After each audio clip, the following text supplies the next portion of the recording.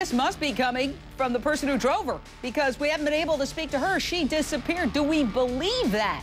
Do we believe that she was spooked, and that's why he says he dropped her off, not at her front door, but near the front of the complex? Oh, what do you think? Call me, 1-877-JVM says. Straight out to Amanda Weber with News 14. What do you know about this breaking news about the search in a pond 9 miles approximately from the bar where she spent the evening Friday night into Saturday? Do you hear me, Amanda? Amanda, can you hear me? Okay, well, she can't hear. Let me say this. I want to go to Dr. Dale Archer, a clinical psychiatrist who's here with me on set. There's some disturbing things about this guy who has now told a local affiliate that he drove her home to her apartment complex. He's a sex offender. We're not going to give you his name right now, and we got to stress, he has not been named a suspect or even a person of interest. But he's a 25-year-old man who helps out at the bar where Kelli spent Friday evening, and this is what disturbs me. He reportedly lives in a lean-to behind the bar, and most disturbing of all, reports claim he was convicted in 2003 when he was 16 years old of indecent liberties with a 5-year-old child. ABC 11 reporting that he says he had nothing to do with Kelli's disappearance and that he thinks he's being targeted because of his criminal record. Thoughts, Dr. Dale Archer? Well, he's being targeted because he's the last person to see her. So, I mean, he's got to be targeted no matter what. But here's what I wonder.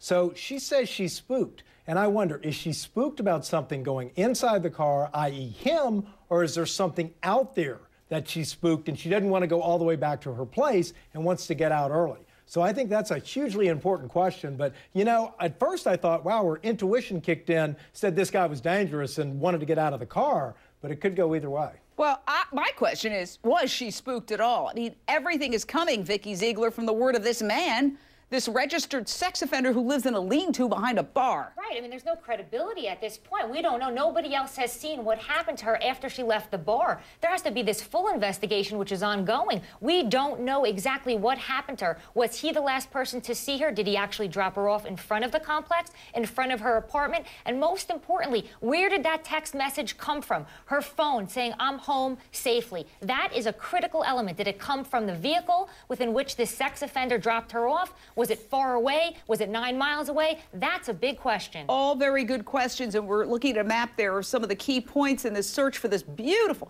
she really is stunning, 23-year-old, very petite, 99 pounds. That's the pond they're searching now. Cops say they're basing this search on Kelli's last cell phone pings, which hit off some towers near what's being called the North Ramsey Corridor, which is near the bar. Listen to this from a news conference that occurred just a little while ago. Our investigation has revealed to this point cell phone records from Ms. Bordeaux's telephone were pinging off the cell tower along the tower sites along the North Ramsey Street corridor. All right, now here's a street view of part of the area near the Froggy Bottoms bar. Kelli lives less than a mile from this area in an apartment complex off the base. She is involved with Fort Bragg, but she has her own apartment in an apartment complex.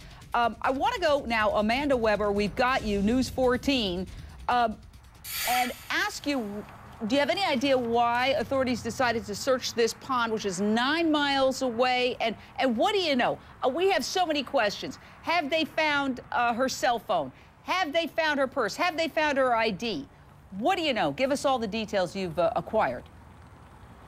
And Jane, this morning at the news conference, reporters and myself were asking Chief Tom Bergermein questions just like that, and he's staying very tight-lipped on those questions. But around 4 o'clock this afternoon, they moved their search from here at the Froggy Bottoms bar in and around this area to about 8 miles from this area, just south of I-295. They say they're at a private property. That pond is on a private property. They say that a tip led them there. When asked about that tip, they're not giving any information into that. All right, well, at some point of the night, Kelli sent 2 text messages to an unknown recipient. One said, quote, got home safely. That's super important. Now, again, here's a street view of Kelli's apartment. Did Kelli really get home safely and send that text message? One of the problems with text messages is anyone can send them. Anyone can type them in from somebody else's phone. It's not like hearing somebody's voice. So I want to go out to Steve Moore, former FBI agent. You've been analyzing this case. What do you make of it? Well, I'm bothered by that message where it says got home safely. If you have just communicated with somebody that you're spooked about something, and then later on you just give a three-word thing, got home safely, that's inappropriate. When you have scared somebody about your situation, you're going to call them or give them more of an explanation than, oh, just got home safely, not going to explain it. And there's also things you can do. You can look in the apartment and see if there is evidence of somebody coming home, turning on an air conditioner, turning on a heater, turning on a light. The fact that she was driven home by a licensed sex or a registered sex offender, to me, is what we would call a clue. The obvious inference here is that there's a problem, and you don't want to ignore that. All right. Well, you raised some good points. We're going to get to Judy, Massachusetts. On the other side, we're taking your calls. 1-877-JVM says 1-877. My sister is missing. She is, she's the most amazing person I know. Her friends and family love her very much. If anybody knows anything, please contact the Fayetteville Police Department. And apparently this pond about 9 miles away from the bar where Kelli Bordeaux spent Friday evening into Saturday morning being searched as we speak. We understand that her husband is participating in the search and is in the area where searches are going on. Meanwhile, we've been asking what is going on with Kelli's husband of 2 years. His name apparently Mike. Last night, Kelli's mom told us there might be trouble in paradise. Listen to this. He was down in Florida visiting with his father that lives in Florida. So but he was presumably coming back. I mean, they were having some marital problems, but the person that drove her home wasn't, you know, any kind of person to her. I think he was just a friend of hers. The missing woman's husband just spoke off camera to NBC 17 and said, quote, I would never lay a hand on her, adding, the marriage is, quote, happy, and they are not estranged, as police have reported, and as you just heard from the missing woman's mother. We heard from Kelli's mom that he was in Florida at the time that her daughter vanished Saturday. But he is not confirming that with the local station he spoke with, except to say he was not at the apartment. But he also said he talked to Kelli at 3 p.m., just hours before she disappeared, and everything was fine. What do you make of it? Clinical psychiatrist Dr. Dale Archer. Well, the spouse of a murder victim statistically is going to be... Whoa. We don't know murder yet. We hopefully, God willing, we're praying that she is going to be found okay. I understand what you're saying, but I just want to caution. Go ahead. Okay. So with a murder, the spouse is the number one suspect. And statistically speaking, they commit the act more than anyone else does. So by definition, when you have a missing person, the spouse is going to be a person of interest. Unless they have a rock-solid alibi that can't be broken, he's going to be looked at. So I don't care what he says about how good the marriage was, and I don't care what anybody else says about how bad the marriage was. He's going to be looked at, and he's going to have to be accounted for. Well, if he was in Florida, obviously this is happening in North Carolina, but it's interesting that he wouldn't confirm that he was in Florida, as the missing woman's mother told us last night. And we worked a case not too long ago, Jane, where the guy drove in the middle of the night, all the way through the night, and ended up committing a murder when he was supposedly said he was several hours away by car. So, you know, he could be saying he was there, but unless he has absolute documented proof, it's going to be a problem. All right, and we want to say he is not considered a suspect or a person of interest. There are no suspects or persons of interest. All right, we've got a caller. I missed it.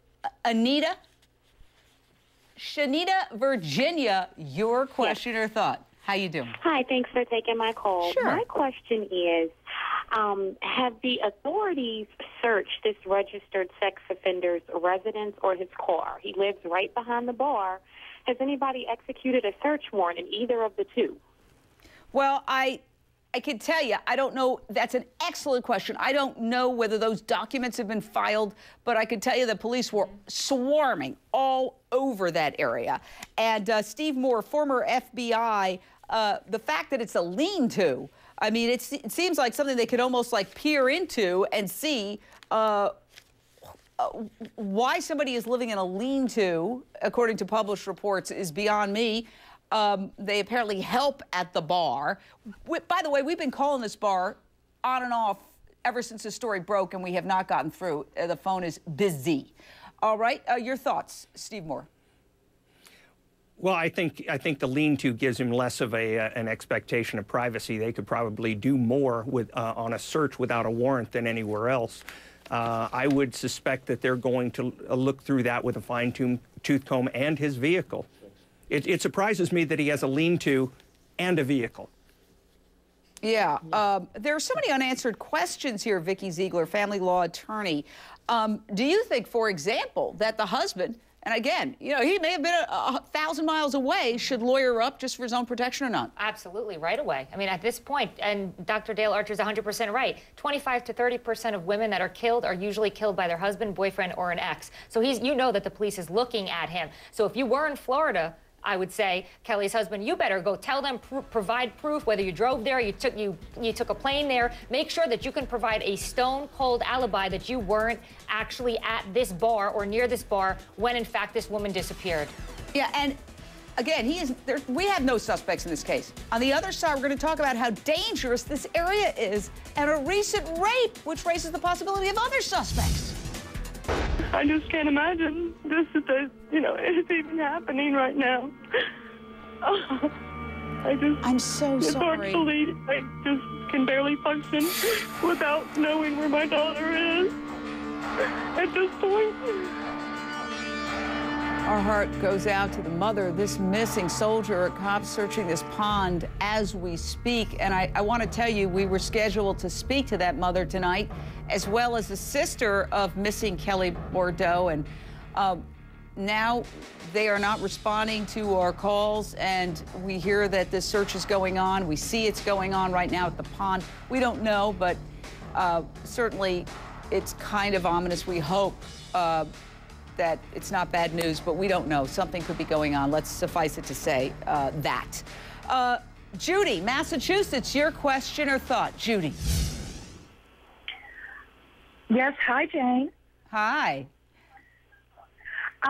Jane, I was just wondering, did they ever find her cell phone, or how do they know if a person did take her, if they didn't take the phone and toss it to mislead the police? Absolutely. Or texted. That text got home safely. That certainly could be typed in by anyone who had access to that phone. Now, I have to say this. Cops haven't named a person of interest, but our affiliate is saying that Kelly went with a registered sex offender to the bar that night. And additionally, here's another complication. This county, Cumberland County in North Carolina, has 434 sex offenders. According to one website, which is neighborhoodscout.com, this city, Fayetteville, North Carolina, only has a ranking of 3 out of 100 on the crime index. So 100 is the safest. 3 is a very dangerous place. This is really bizarre that it rates a 3. I can tell you there have been numerous stories that we found in our research of serious crimes in and around Fort Bragg. In fact, less than 3 weeks ago, a jogger said she was raped less than a quarter mile from the very bar that Kelly vanished from. Cops say they don't know if these two are connected.